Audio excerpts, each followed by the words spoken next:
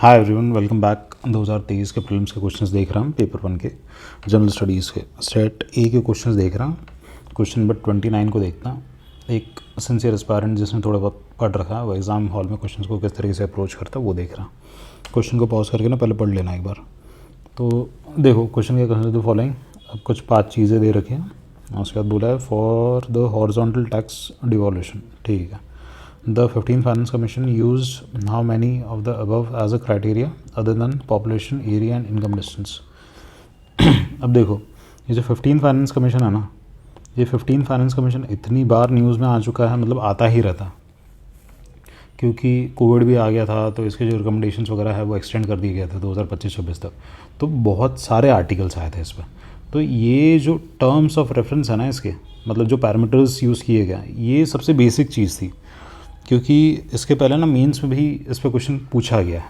ठीक है। तो ये जो TOR जितने थे ना, ये तो मतलब थोड़ा बहुत बेसिक आइडिया होना चाहिए, इंसान को पता होना चाहिए। पता तो क्या, जिसने ढंग से पढ़ रखा है उसे रटा हुआ होना चाहिए। तो ऑप्शंस देख लेते हैं क्या क्या। डेमोग्राफिक परफॉर्मेंस, आपको ये पता है कि ये है 15 फाइनेंस कमीशन वाले में। क्यों? क्योंकि देखो नॉर्थ साउथ की जो पॉपुलेशन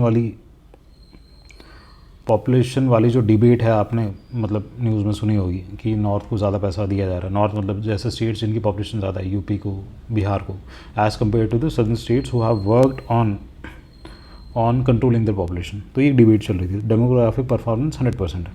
फॉरेस्ट एंड इकोलॉजी ये भी है, ये तभी पता होगा जब 15 फाइनेंस कमीशन के TOR देखे होंगे। गवर्नेंस रिफॉर्म और स्टेबल गवर्नमेंट, ये मतलब ये ज़बरदस्ती डाल दिया था इन्होंने, ये दोनों वेग है और ऐसा कुछ नहीं है। तो 3 और 4 तो 100% नहीं है। ठीक है, 1 और 2 तो है। और उसके बाद टैक्स एंड फिस्कल एफर्ट्स, ये एक नई चीज़ ऐड की गई थी। ये क्यों ऐड की गई थी? ताकि जो स्टेट्स है, स्टेट्स में फिस्कल प्रूडेंस को इंश्योर किया जा सके कि स्टेट्स अपना GSDP है उसे इम्प्रूव कर सके।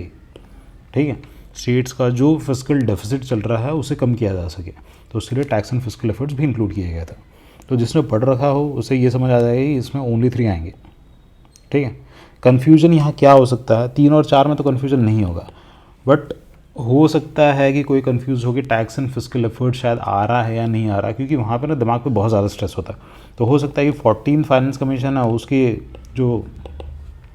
जो पैरामीटर्स वगैरह वो आपके दिमाग में घूम रहा है और वहाँ पे आप कंफ्यूज हो गया। आपने ऑलरेडी इतने क्वेश्चंस देख लिए जो आपको नहीं आ रहे। जैसे ये पेपर था, इसमें मोस्टली क्वेश्चंस तो मतलब नहीं चमक रहे हैं पेपर के अंदर।